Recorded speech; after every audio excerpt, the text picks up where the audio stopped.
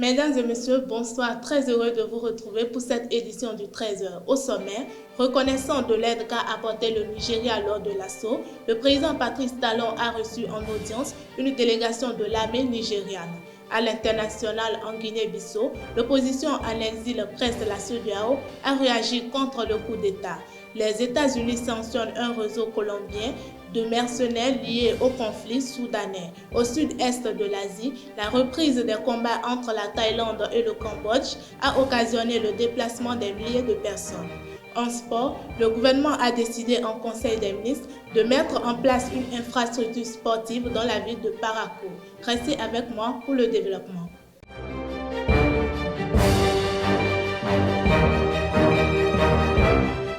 Bienvenue à tous. Le président de la République et chef suprême des armées, Patrice Talon, a accordé ce mercredi 10 décembre 2025 une audience à une délégation de l'armée nigériane conduite par le général Iba Sheriff.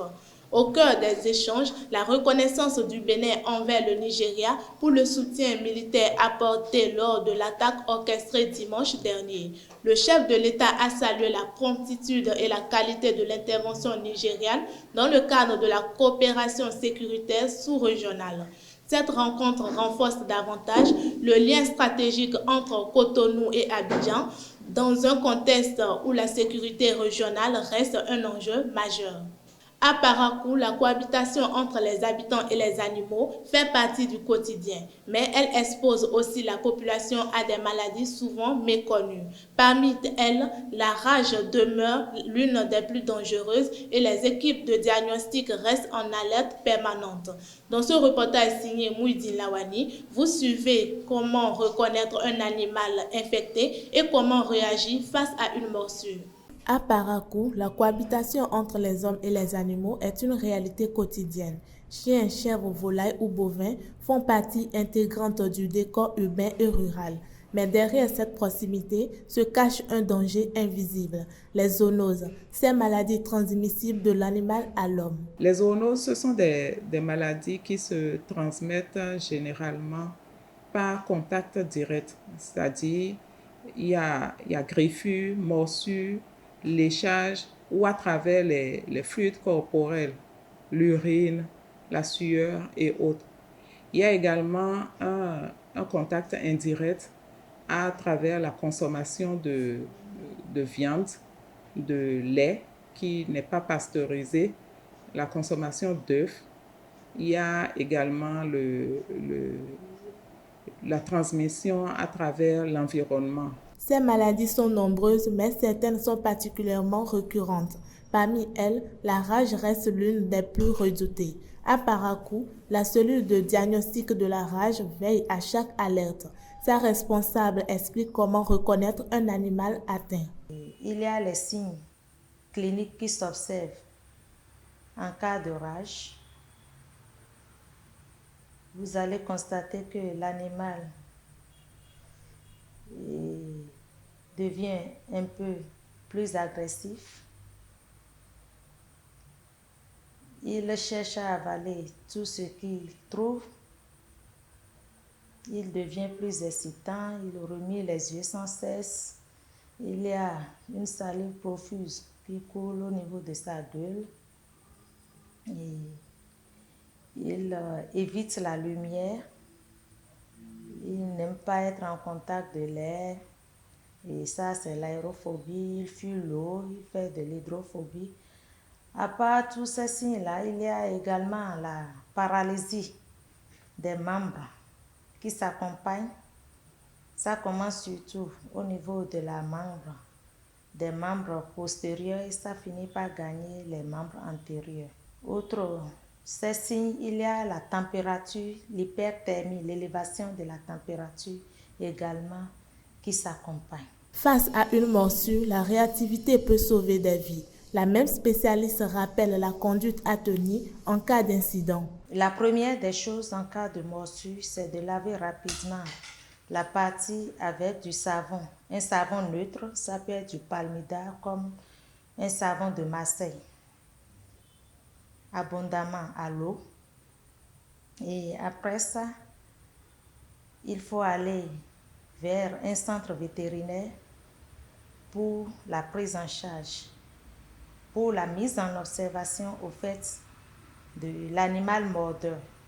Il faut suivre l'animal pour savoir si c'est un animal suspect ou pas de la rage. Chaque année, plusieurs cas de rage sont enregistrés dans le nord du Bénin.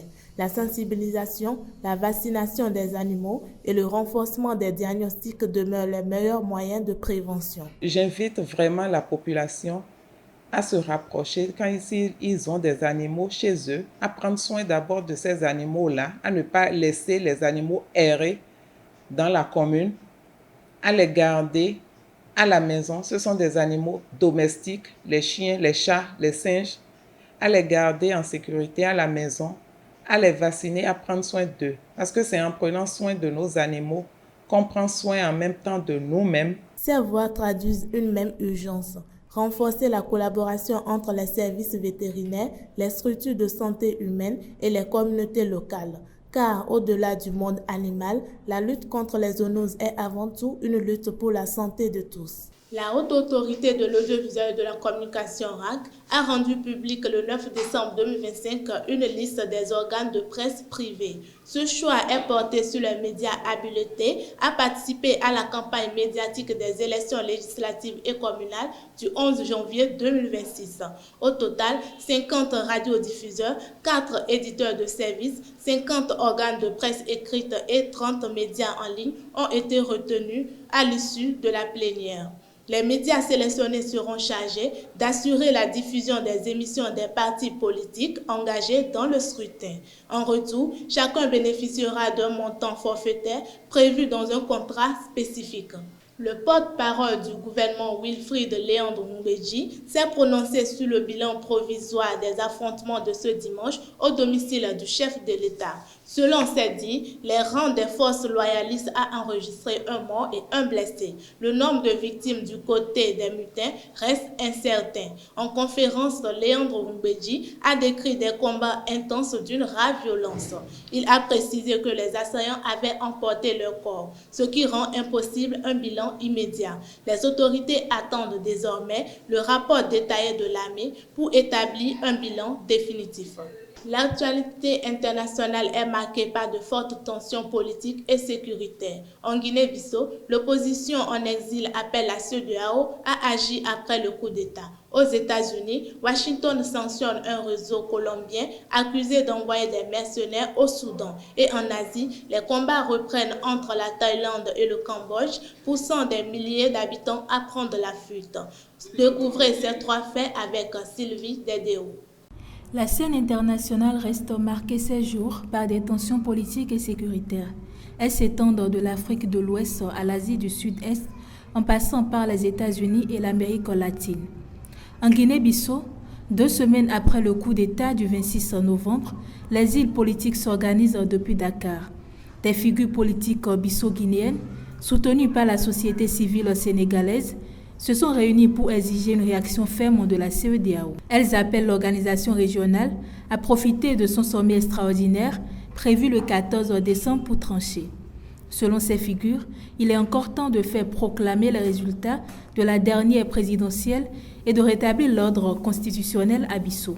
Une pression grandissante alors que l'instabilité politique du pays inquiète de plus en plus la région. Aux États-Unis, Washington a décidé de sanctionner durement un réseau de recrutement de mercenaires opérant pour la guerre au Soudan.